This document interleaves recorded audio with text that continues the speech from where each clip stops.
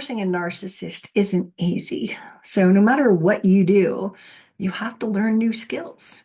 You have to learn to protect yourself. You have to learn to communicate differently. You have to learn to gather evidence and really understand what you need.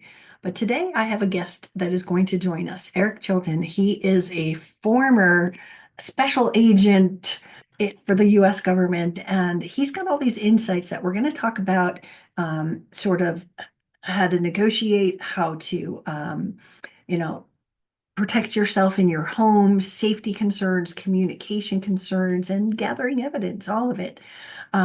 So if you are divorcing a narcissist and you are in fear of your life, if you would, if you are divorcing a narcissist and they're doing some mischievous things that you never expected, this video is going to help you.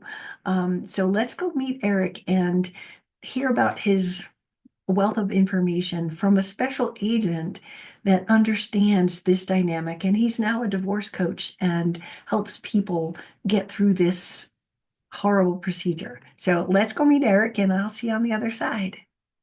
Welcome, Eric. I am so excited to have you on my show today. If you would start out and introduce yourself, telling us and all of my people what you do and a little bit about yourself. All right, thank you, Tracy. So my name is Eric Chilton. I'm in the greater Charlotte, North Carolina metropolitan area. And I am a divorce coach, which is quite frankly a Wild West type of industry, completely unregulated job title. But I help people navigate the process of divorce. And how did I get into that line of work? Well, I spent 25 years as a special agent with the federal government. Way too many Hollywood movies are made about that topic. So what did I actually do? I sat and interviewed people about the nuances of their life. And a lot of that involves family law, divorces, relationships, whatnot, and dealing with people of all different personality types, from your common person on the street up to people charged with treason and terrorist acts. And as we record this video, it's New Year's 2025, and there were two horrific incidents in the past 2 days of US Army soldiers committing acts of terrorism. And so if I was still working, I would be the government official in charge of the staff looking into their history and background and how they went down that path in life. But my retirement job that I'm happy to do is helping people navigate divorces. And I say with a smile on my face, I'm not here to be your therapist and keep you married. I'm here when you tell me it's go time, and how do we go about this?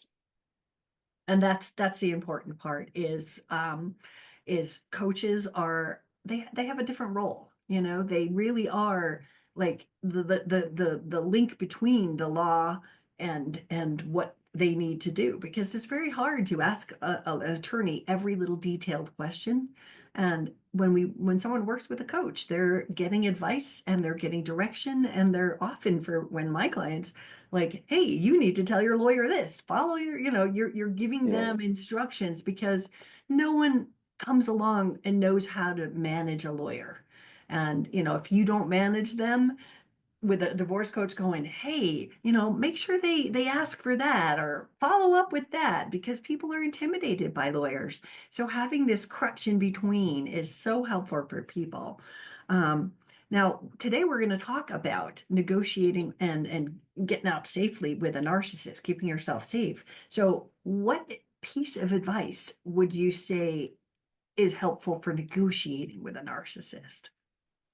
Sure. And before I answer that question, even if you think everything's going hunky dory from the beginning, divorce brings about an array of emotions that just turns conversations into a bowl of jello and spaghetti. And people get really confused and scared dealing with the conversations of separation and divorce. So here's my number one piece of advice. If you're dealing with anybody with narcissistic tendencies or selfish behavior, you are no longer asking permission for anything.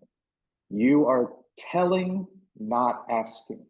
As an example, let's say we're dealing with when the children need to be passed off. Hey, I'm going to be there at 5 o'clock. Let me know if you want me to come in the house or if you're just going to come outside and want me to honk the horn. I told you what I'm doing. I gave you an option, and I didn't ask for your input or negotiation. I didn't open the door to allow that person to give me their opinion or give me direction. And that's the fastest way I can say it. But we'll be talking about that repeatedly, whether it's finances, legal things, custody things. I'm no longer in the business of asking your opinion. I'm telling you what I'm going to do. That sounds so bold for a victim of narcissistic abuse who is scared to death. They're being intimidated, they're being threatened. You know, what do we tell someone who is in the situation like this that just goes, I have no power. I can tell them I'm picking up the kids at 5, but it's not going to work for me because they're a narcissist and they're going to defy whatever I said. What do you say to them then? Right. And so I'm going to say that more than likely you may experience what Tracy just said of they're not going to comply with what I said. But I'm going to encourage you to be consistent in your communication, consistent in your behavior. And we are training that individual to their new reality of I'm now dealing with somebody that I can't push around, that I'm going to have to modify my behavior because they have modified their behavior. And by telling and not asking, I think if you have any experience even in sales, a lot of training comes down to that of, hey, the new car comes in red or blue. Which one do you want? I didn't ask, did you want to buy it? I said, which one do you want? And that's, we'll get into this later possibly, of documenting your behavior and your actions, as that will come out to play later when you get into mediations and arbitrations and court hearings and whatnot, of were you consistent and your communication and your behavior. And I just encourage you to, even if you're taking one for the team now and that transaction didn't go the way you wanted it to, that we are coaching that new person to their new life as well. Yes, you're absolutely right. And I'm pulling up a magic words, which is one of my favorite books. It's a tiny little book, but here's one of them. Look, which would you like? A or B? I'll There be you there go. 2 or 3. Would you like to pick Mm-hmm. here or would you like to pick them up there? Right out of the 10 things that you should say, you nailed it. So great. It does make a difference having someone who has your back too. When people are afraid to speak up, if they have no support like a coach and someone that's going to go, this is your right. It's okay to ask. It's okay to say this is what you're doing, where they've been in such fear for so long that, even working with a normal therapist is going to end up being like helping you with your emotions, but not empowering you to have the courage to say, which one would you like? Right. So it's Right. someone who has your back that goes, this is the law. You don't care what Mm-hmm. they're saying. This is how it works. Follow this plan and it will change. Right. So that's a really helpful kind of a thing. When we're talking about like sort of the common observations of selfish narcissistic behavior, what are the most common things that you see? So to continue what we were just talking about, the narcissist, in my opinion, is making choices to act in their own best interest. Now, that best interest can vary. Maybe they're financially driven, maybe they're emotional and controlling driven. So, by giving them the choice without giving them the choice of, do you want the red car or the blue car? Would you rather do the exchange at 2 o'clock or 3 o'clock? You're at least giving them the facade that they are making a choice, that they are controlling your decision, even if they actually aren't. I mean, I'm a movie fan. It's the Jedi mind trick of, and that's, I've stared true terrorists in the eye and had the same conversation that I've had with John or Susie Smith on the street with a smile on my face of, I'm giving you a choice, but I'm not actually giving you a choice. And I realize that that's really hard for people that have come from an abusive or a controlling relationship. And that's what a coach and a therapist works with you versus your attorney. Because God bless them, they're not trained to be therapists. They're not trained to be financial analysts. They're trained to know the law. And that's where I, as your coach, tie all that in together of here's the conversation to have with whom and when. But to answer that question, it's you're allowing the narcissist to feel that they are still acting in their best interest, even if they're not. Makes sense. Again, the selfish observations and things I see are just, telling the other party, the victim, if you would, you have no rights. You'll never see your kids. This my money, not yours. You'll never get anything. You'll be homeless. Those sort Mm-hmm. of, just sort of things to make you feel intimidated.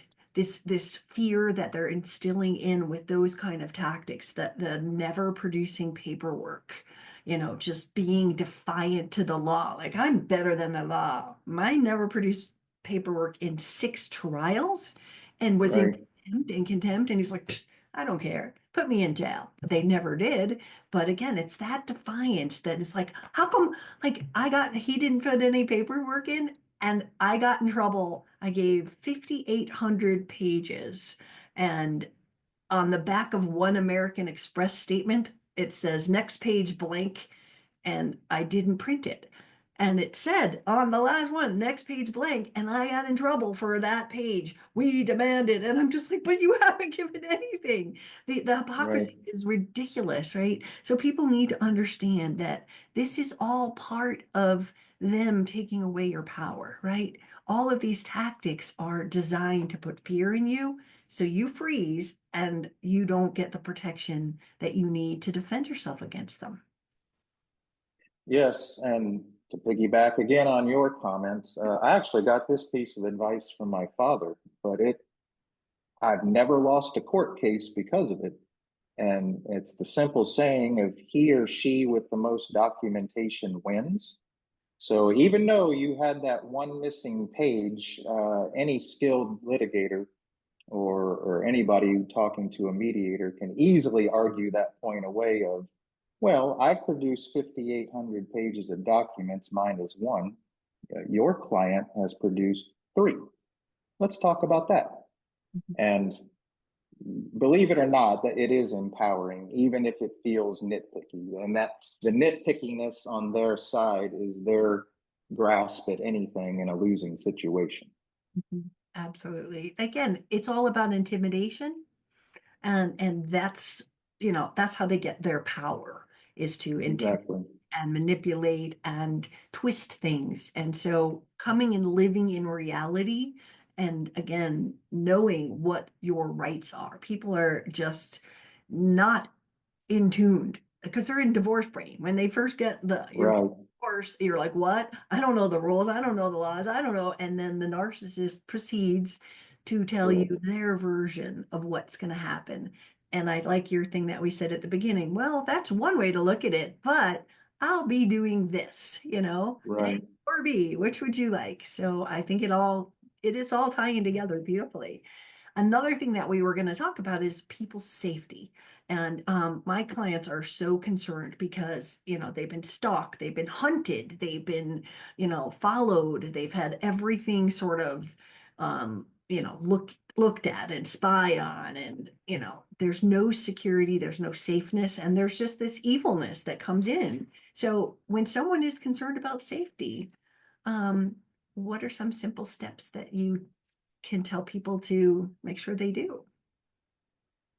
Sure. And I try to give my clients the easiest, cheapest, AKA free things they can do.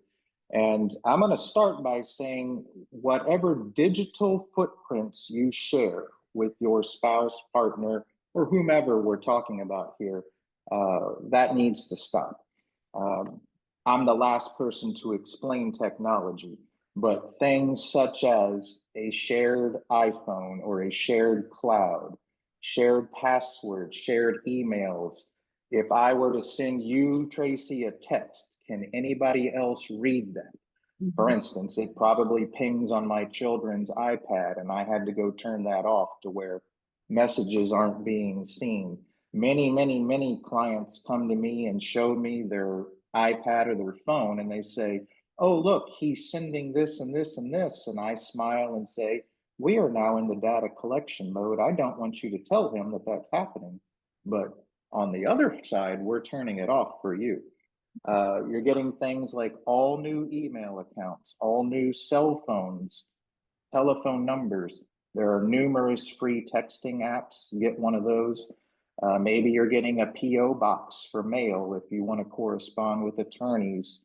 You're printing off things like credit reports, getting all your bank statements, passports, IDs, birth certificates. You want it all to where you're controlling the information and who holds on to it. So to summarize that, limiting your communication, limiting who you're sharing information with. I'm your coach, share it with me. We're going to have an attorney, you share it with him or her, and maybe one trusted advisor. But to use your term, the divorce brain, everybody you know is going to be throwing information at you and giving you advice. And we need to turn that off.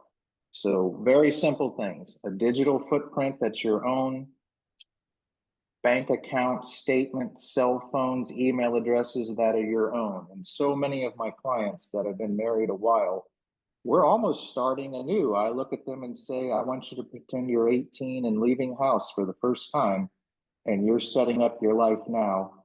Even things like your Amazon password and where you order the pizza and everything, we're starting new. That's the cheapest, easiest.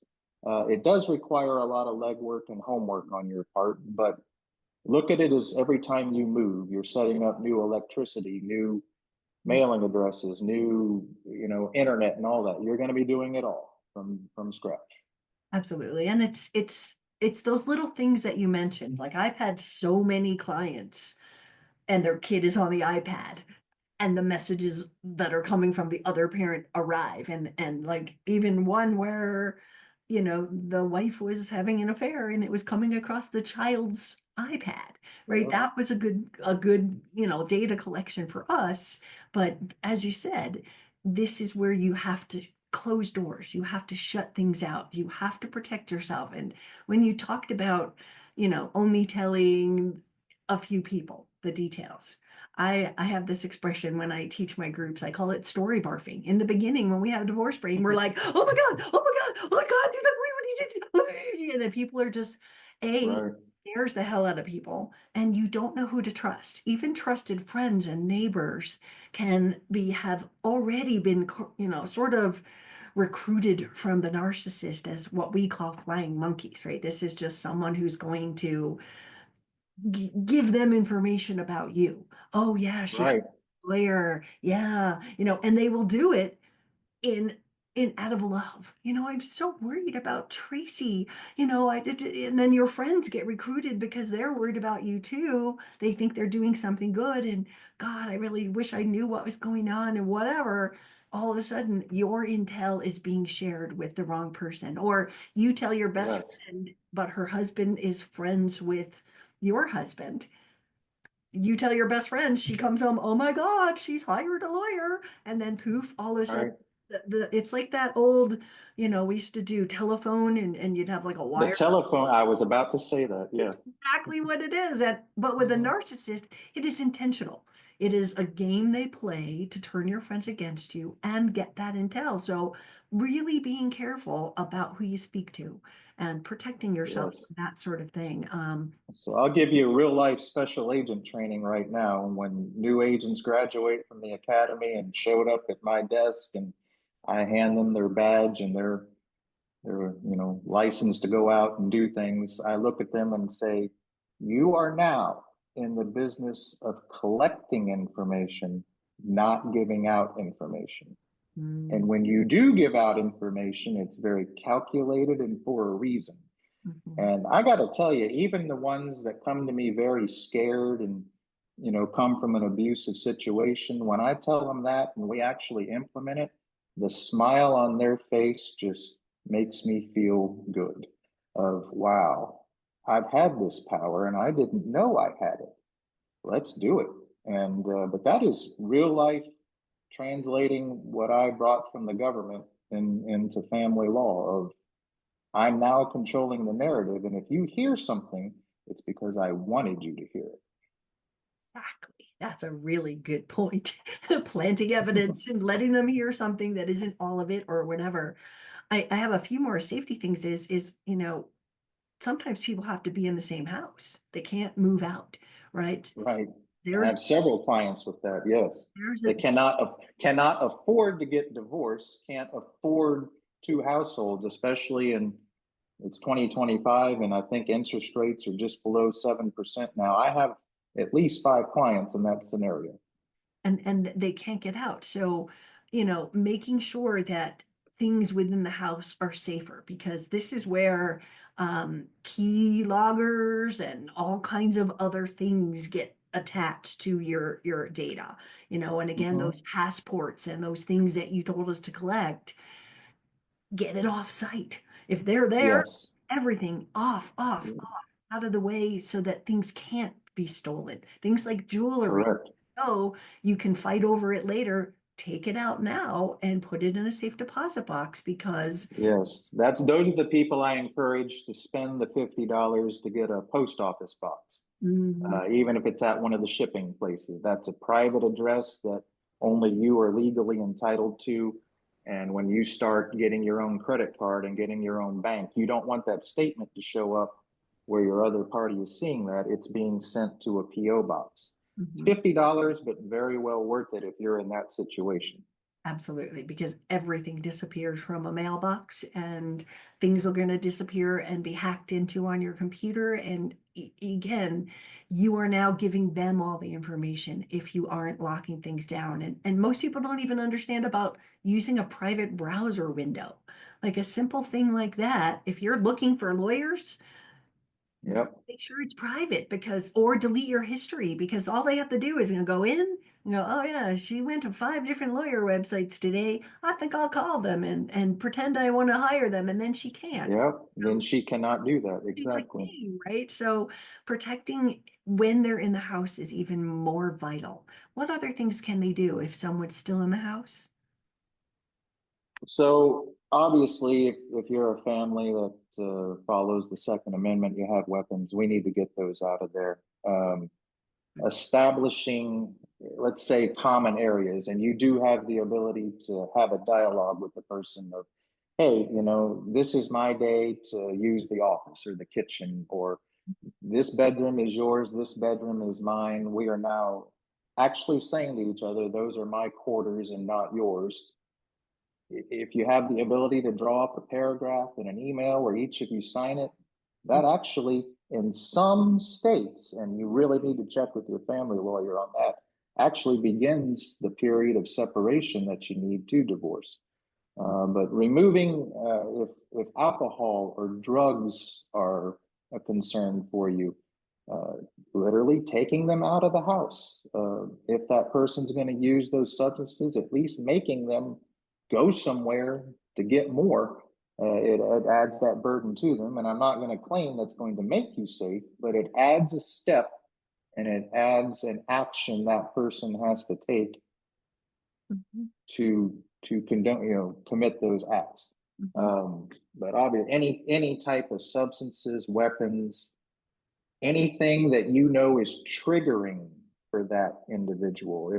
If a certain artifact in the house, like that was grandma's plates, don't touch it. Okay, let's pack them up and put them away in the attic, and it's no longer an issue.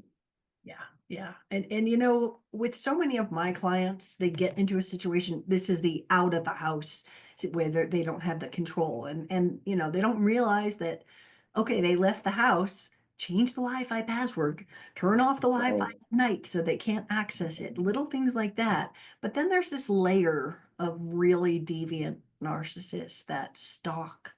Like I am not just talking a little stalking, I am talking moment by moment. No, just no security, just having people break into your house, and deactivate your camera at the front door, and then the door is open and they come in and they do stuff and then they leave, right? So there's just this layer of some of these people and they don't know what to do. If they're being stalked, the police are like, well, what do you want us to do about it? They really don't help people in a marriage or divorce situation when there's a stalking situation. Do you have any advice for those guys? I do, and it is going to cost you a little bit of money. Your local law enforcement is trained to investigate these things, not to prevent them. In situations like that, it would be worth your time and money to have a consultation with a security professional, someone that is qualified to speak to technology and things like you said, security systems and how can they be manipulated and changing all of that at your house. So it's not a cheap solution, but you know, that would be a worthwhile use of your funds is an hour or two of a security professional's time. And another thing, coaches like me that have a security background will vet them for you and tell you, nope, that's just somebody on the internet. We're going to go with this person. And I'm encouraging you to spend the extra $500 to do it. So if you are facing that level of security, yeah, it's going to cost you a little bit, but you get what you pay for. Yeah, and again, like you said, there are some people out there that are nefarious. They'll say they're going to do stuff and they are not doing it. So you really have to make sure that the person has some qualifications and can help you. These are serious situations when you are being stalked. I have had people with 30 phones moving every single month, having their cars broken into. I mean, there's just so much stuff that goes on, and the police are like, yeah, what do you want us to do about it? So if this is you, follow Eric's advice. Go get someone that is reputable that's going to tell you how to protect yourself. And that's all you can do. The police will be there to investigate it if they do and go, oh, okay, this is what it is, or you don't know anything. But if you have proof that they are breaking into your house, the game is changing, right? If you don't Yes. and you're just suspecting it, nobody's going to care. That's right back to the person with the most documentation wins. And that's a very real scenario for you there. I've had clients hire or not hire, I would say ask a neighbor across the street to put a ring camera on there to Yes. get their house Mhm. spied on. And it is like, okay, again, those are the little secrets that you wouldn't even think about. I've I've had one being a trusted neighbor. They actually installed their browsers and Wi-Fi and all that in that home to where it wouldn't even be evident if I'm your spouse going to look for it, which what the heck? It wouldn't even cross my mind to do it. Wow, that's a good idea. Phew, you've got so much good stuff. Last section here, I want to talk about communication, right? What are the basic rules of communications and how do we protect ourselves? Right. So we've all heard the dating advice of don't send a drunken text message, right? Well, I want you to parlay that into your legal and rational mind of I'm not required to respond to you in your time frame. Meaning, Tracy sends me a threatening message. I'm going to read it, absorb it, think about it, and I will respond to you in business hours, 9 a.m. to 5 p.m. I will respond to you in CEO communication. I was an executive with the government, and I hate it when people tell me how the watch is made when I want to know what time it is. So you get a long text message, an email threatening whatever it is. Pick apart the parts that matter. Yes, I hear you about the children. I'll make sure Jimmy has a new lunchbox because that one broke, and we'll see you at 3 p.m. I've given you a bullet form response and taking away your perceived power of controlling my power and emotion. I'm removing the emotion from any communication back to my telling, not asking, and I'm doing it in my timeline. You owe a response to nobody in their timeline. That's the quickest one I can tell you. Yeah, and that's excellent advice because so many people feel like they get triggered by it, and all of a sudden they're like, "Oh my God, an answer, and that's not true," and oh, and what that is giving them is your rage at that moment as evidence, right? You are now showing they pushed you to it. It's reactive, right? It's reaction to what they pushed you to, but that doesn't go well for you if they're going to use it as evidence. So be Right. time out, taking time, reflecting, even talking to your coach about a response. I do that every single day. It's what should we say here? Okay, let's not say what you thought we'd say because that could be used Right. here. This is dangerous. That, no, no, no. And then we get very concise, very clean, if you would. And then there's nothing they can use against you. But as you said, I've answered the question about our son's lunchbox, and I'll be there at 3. All the other stuff, thank you for the evidence of your anger issues. You don't say it to them, Right. but we thank them in our mind. Well, I love movie references, and I even think about Patrick Swayze in Roadhouse when he said that guy you're dragging out of the bar that's trying to stab you and beat you, be nice. And when he gets more violent, you're even nicer.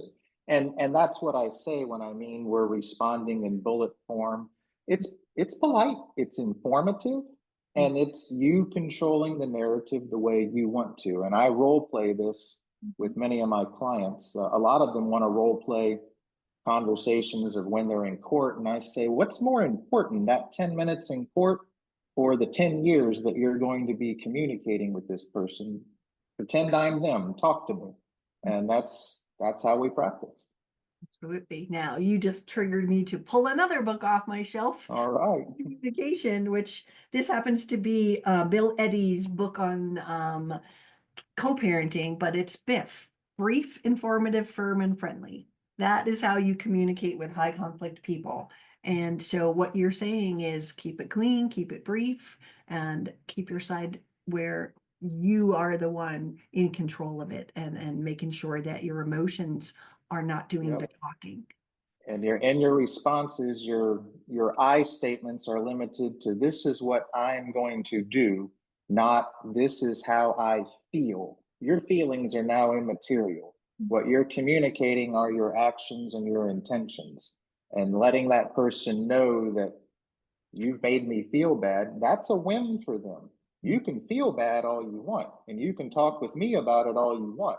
But when you use the pronoun I, this is what I'm going to do, is what's coming out of your mouth.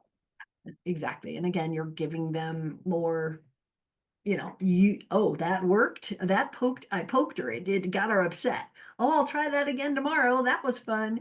Right. Keeping it where they don't know what your emotions are. They've married you for as long as you've been married. They probably know, but you're not giving them that satisfaction that they got you by keeping your emotions out of the responses. I have been so excited about this. Is there anything that we've missed? No, other than that, no two marriages, no two families are the same. And that is why I highly encourage you to filter out all the unsolicited advice that's coming your way from the very well meaning friends and family members, Mhm. and sticking with one coach, one trusted advisor to help you know who to have the right conversations with and when.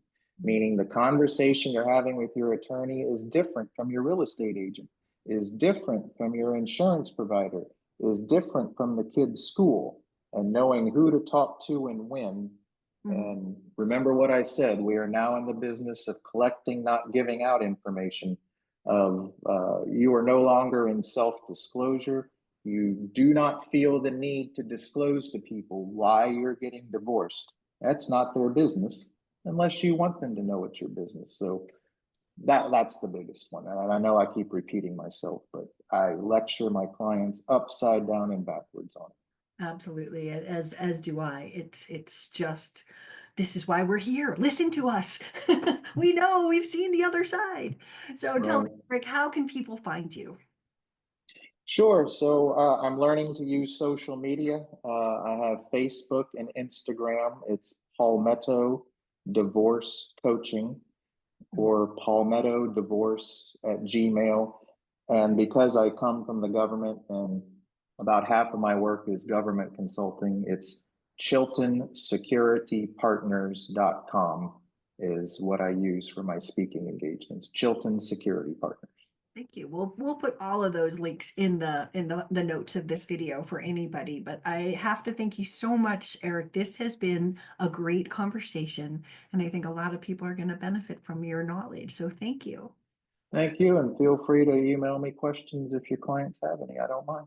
All right. You rock. Thank you so much. Hope you found that helpful. I did. I loved talking with him and probably could have talked all day long with the security stuff because my clients struggle with this. And it seems like the police don't really care. That's what most people tell me. And I see that they've made 15, police reports and nobody seems to care that they're being stalked and they're being hunted. I think it's more than stalking. It's really hunted where nothing is sacred, nothing is private, and you need to have the right people on your team to protect you.